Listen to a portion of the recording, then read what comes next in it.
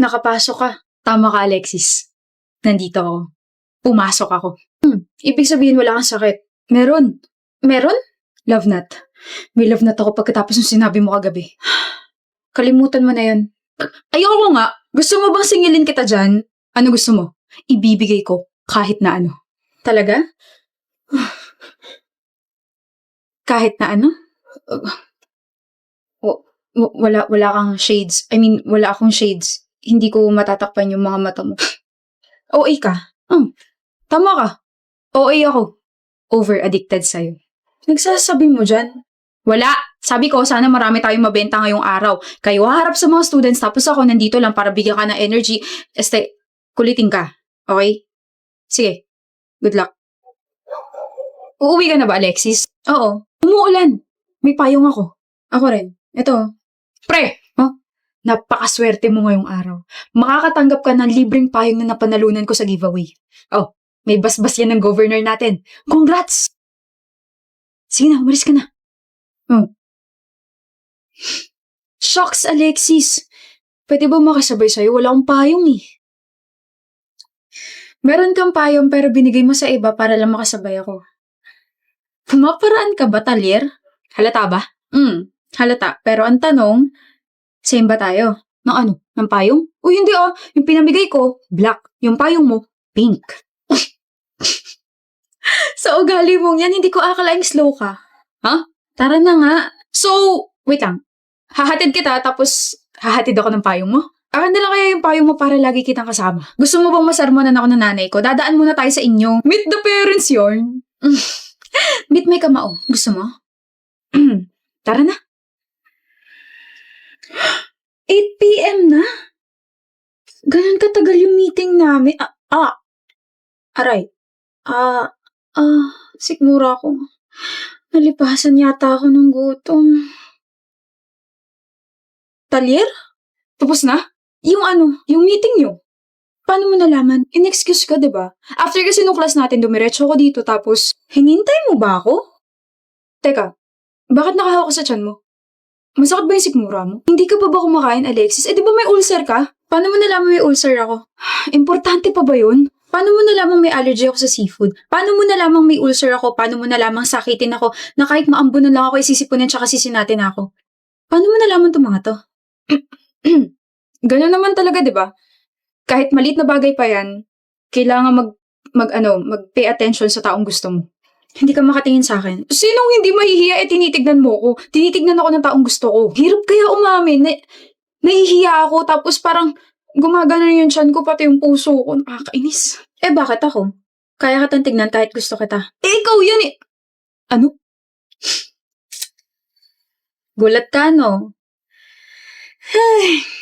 All this time, akala ko one-sided lang tong feelings ko. Kaya nga tinanong kita kung same ba tayo. Ang ibig ko sabihin nun, halatang pinupormahan mo ko, pero ang tanong, same ba tayo na nararamdaman? Kaya kahit umamin ka pinupormahan mo ko, inisip ko na, alam mo yun, baka nadala ka lang dun sa sinabi ko nung una nating sabay pa uwi. Tapos syempre ako naman nagulat kasi kinabukasan you became this clingy Talyer. Na-excite kasi ako. Na baka may pag-asa ko ipupush ko na tong chance na to. Binigyan mo ba naman ako ng ganun linya? Kikiligin talaga ako tapos malalaman ko na gusto mo rin pala ako. Naalala mo yung sinabi ko na favorite blockmate ko? Ikaw yun.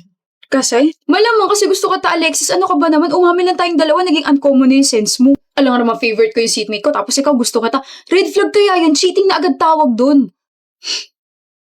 Bakit nakangiti ka? Hindi ka ba napipikon? Ganyan ka lang ah. Anong ganyan? Huwag akong gagalaw?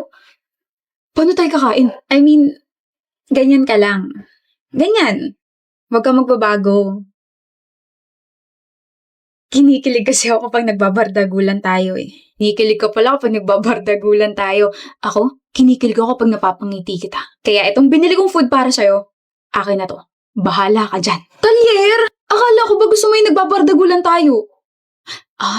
Hindi ba ganito? Yes, ma'am. Kakain na tayo tapos hahatid kita ha? Hahatid kita? Oo na. Bumabanat ako. Banat? Alin doon? Nakaka-stress kang kausap, no? Sabi nga rin nila. Meg! Bakit? Surprise. Cafe? Mahilig ka sa pusa, di ba? Naalala ko kasi kung paano mo ipit yung stray cat na malapit sa school natin. So, ayun. Dito tayo mag-uusap, tsaka dito natin tatapusin yung paper. I'm so sorry, Primo, pero I have to do this. Forget the paper muna, okay? Makikisaya muna ako ngayon sa mga pusa.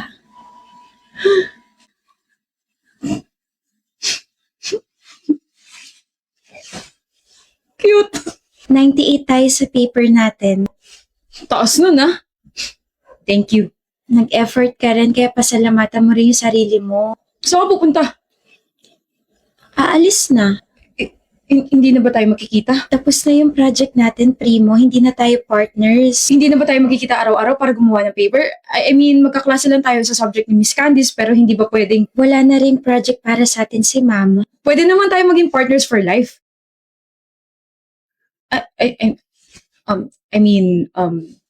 Partners for life.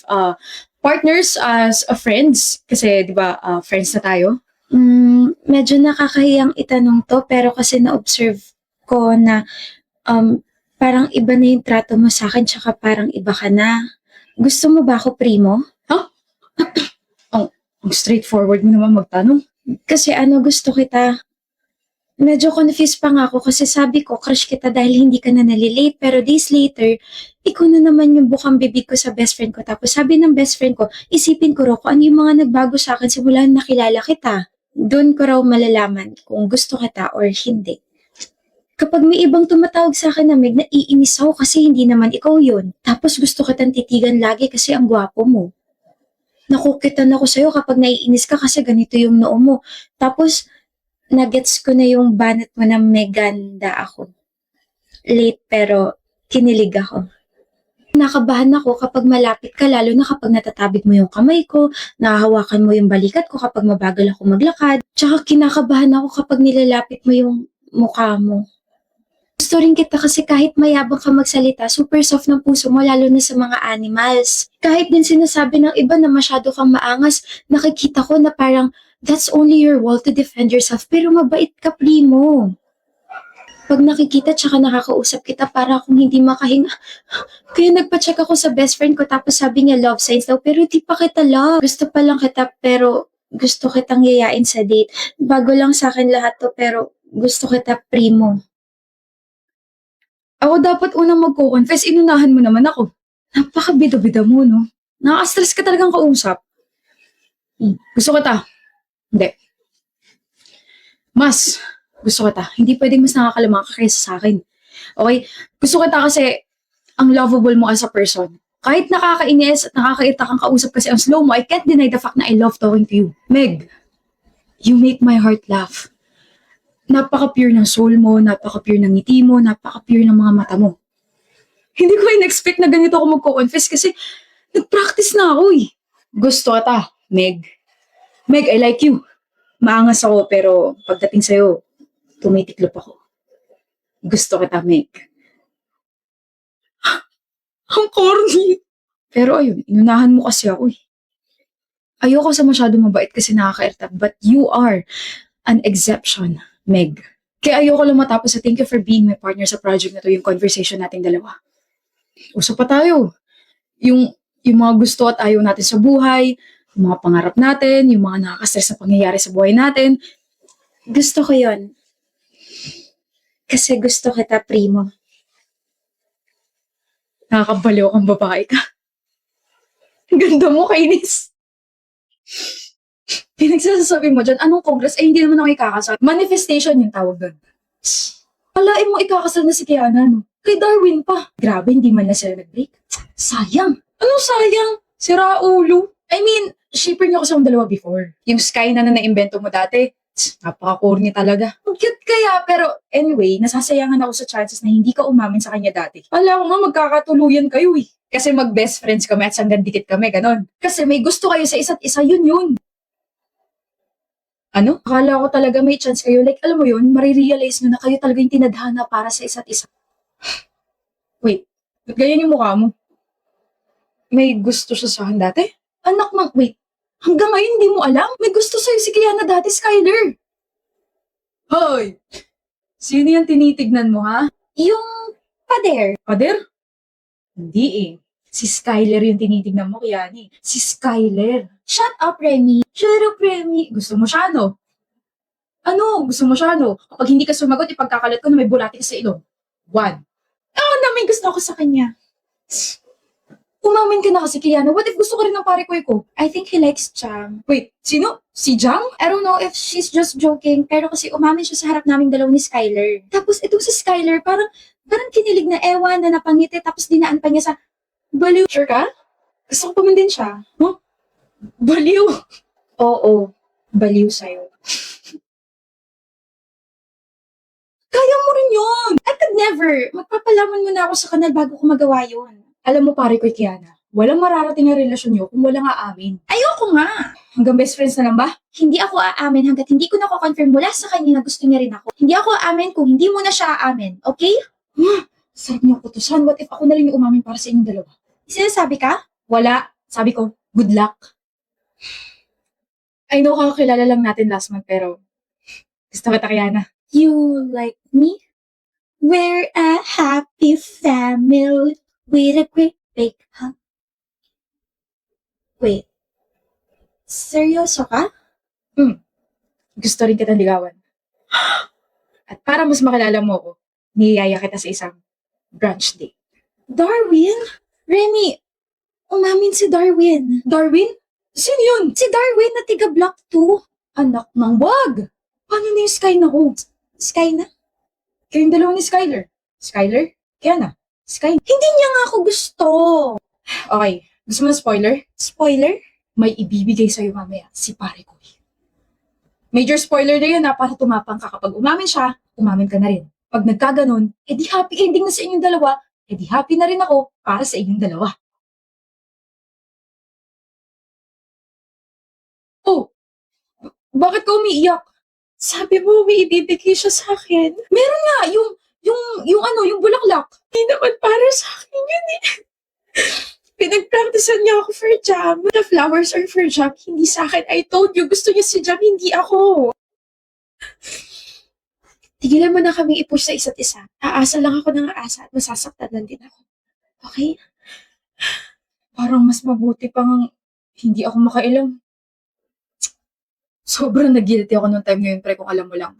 Like, sana sinabi ko na sa'yo before na may feeling si Kiana sa'yo and vice versa, pero takot ako na pangunahan kayong dalawa. Kaya I try to give her a spoiler, kaso nag-backfire sa inyong dalawa yun eh. Tapos after nun, akala ko may magbabago, like iwasan or something, kasi ang awkward eh. Pero wala. Mas naging close kayo, mas naging caring ka sa kanya, kaya, ayun, hinayaan ko na lang kayong dalawa. Inassume ko na lang na baka nalaman mo may gusto siya sa'yo, tapos kaya ganun kasi you're just being careful sa next actions mo, tapos malaman-laman ko sila na ni Darwin. Same, Remy. I was honestly surprised and now they are getting married. Pre, kasalanan ko. Wala kang kasalanan, pre. Ako ang may kasalanan. Darwin was brave enough to take the risk kahit na alam niya hindi siya gusto ni Kiana. At ako naman, natakot ako sa consequences kapag umamin ako sa matalik kong kaibigan. Mahal mo pa rin, no? Mahal ko pa rin. I roll my eyes around the venue. Intimate wedding. Nakita ko si Darwin na naiiyak agad. Then I look at my best friend who's now walking slowly. Kiana, the bride. If only I gave you the flowers and told you that I like you since we were in junior high. Baka iba naging takbo nating dalawa, no? Baka naabutan pa kita. Mahal pa rin kita, Kiana. At punong-puno ko ngayon ng pagsisisi kung bakit yung tatlong salitang gusto kita, Kiana, na hindi ko man lang nasabi sa'yo na nasa kolehiyo tayo. Sa mga araw-araw na magkasama tayo dati. Bakit hindi man lang ako nakaamin? Yun na yung mga chance na sinayang ko. Yun yung mga chance ang pinalampas ko. And then our eyes met. And you smiled. Pero bumalik agad yun sa mapapangasawa mo. Gusto ko malaman mo na masaya ako para sa'yo. Pero nakakalungkot din dahil mukhang matagal pa bago maubos tong pagmamahal ko sa'yo, Kiana. Kaya pasensya, kung mahal pa rin kita.